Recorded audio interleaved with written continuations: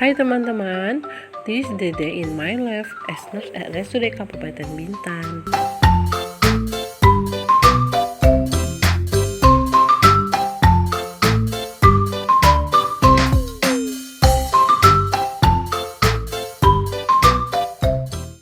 Hari ini kebetulan saya lagi dinas pagi nih.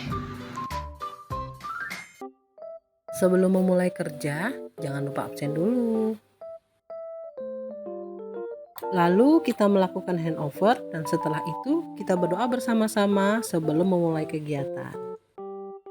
Lanjut menyiapkan obat dan mengecek kembali planning pasien untuk siang ini. Kebetulan kita menerima pasien baru dari IGD dengan diabetes mellitus teman-teman. Ada yang tahu nggak apa itu diabetes mellitus? Diabetes mellitus atau yang lebih dikenal dengan kencing manis yaitu suatu penyakit kronis yang ditandai dengan tingginya kadar gula darah. Dan apa sih penyebab kencing manis itu sendiri? Bisa dari faktor keturunan yang paling sering dipicu oleh pola makan yang tidak sehat. Gejala yang paling umum terjadi yaitu sering haus dari biasanya, sering kencing, cepat lapar, penurunan berat badan tanpa sebab, dan masih banyak lagi. Sarah? Sarah? Bangun Sarah? Suster!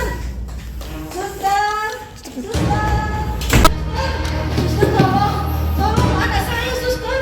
Kayak pingsan dia dibangunin gak masuk! Bentar ya Sarah, tenang ya.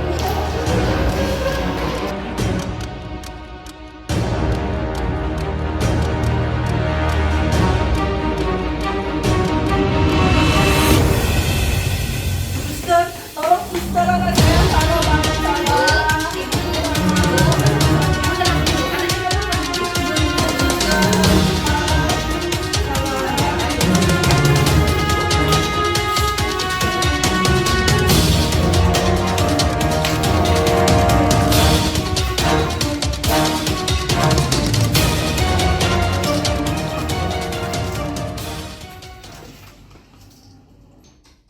Siang Ibu. Siang suster. Kita ada dokter mau visit ya Bu ya. Iya.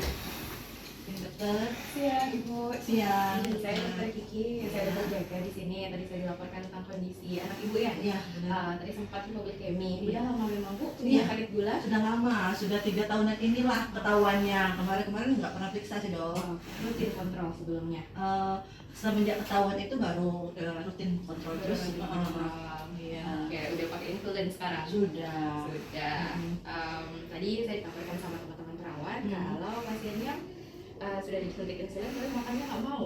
Iya, dia takut dokter. Karena gulanya tuh sering naik terus. Kalau habis makan naik, makan naik. Makanya ditawarin makan pun dia nggak mau. Pikir saya tadi dia tidur aja kan, mau istirahat. Sekarang mau ditawarin makan, bangunin nggak bangun. Oke. Nanti lain kali jangan gitu lagi ya Kak, karena kadar insulin yang diberikan sebelumnya itu fungsinya adalah untuk ketika kita makan, dia untuk menurunkan gula darahnya. Jadi kalau misalnya insulinnya dimasukkan, sedangkan ibu nggak makan, kakak nggak makan, akhirnya gula darahnya jadi sangat rendah. Karena harusnya dia dimasukkan tujuannya supaya gulanya tidak terlalu tinggi setelah makan, tapi nggak ada makanan yang masuk. Gitu. Yang penting adalah makanan itu tidak terlalu berlebihan, jadi memang sesuai. Karena kan pasti dokter memberikan dosis insulin sudah sesuai dengan kadar gula darahnya, sudah sesuai dengan hasil lab sebelumnya, biasanya kan dicek HbA1c-nya juga gitu. Jadi memang tujuannya supaya gula darah itu tetap stabil, tidak tiba-tiba tinggi. Karena ketika gula darah terlalu rendah karena insulin masuk, ada resikonya. Resikonya terjadi hipoglikemi seperti tadi, dan paling berat bisa terjadi namanya koma hipoglikemi. Jadi bisa sampai terjadi penurunan kesadaran pada pasien akibat gula darahnya terlalu rendah, dan itu lebih sulit untuk ditangani dibandingkan dengan kalau kondisinya masih kondisi normal gitu. Hai sahabat sehat RSUD Bintan, tahukah kalian ternyata prevalensi diabetes mellitus di Indonesia menempati urutan ke-7 di dunia, dengan diabetes mellitus dan komplikasinya menempati urutan ketiga sebagai penyebab kematian terbanyak di Indonesia. Selain itu, ternyata kematian akibat diabetes mellitus di Indonesia itu terbanyak kedua di dunia setelah Sri Lanka. Jadi, marilah kita bersama-sama cegah diabetes mellitus dengan yang cerdik, yakni cek kesehatan secara rutin, hindarkan asap rokok, rutin aktivitas fisik minimal 30 menit, dan diet yang seimbang, istirahat yang cukup, pola stres dengan baik. Jadi, ingat, diabetes mellitus, ingat cerdik.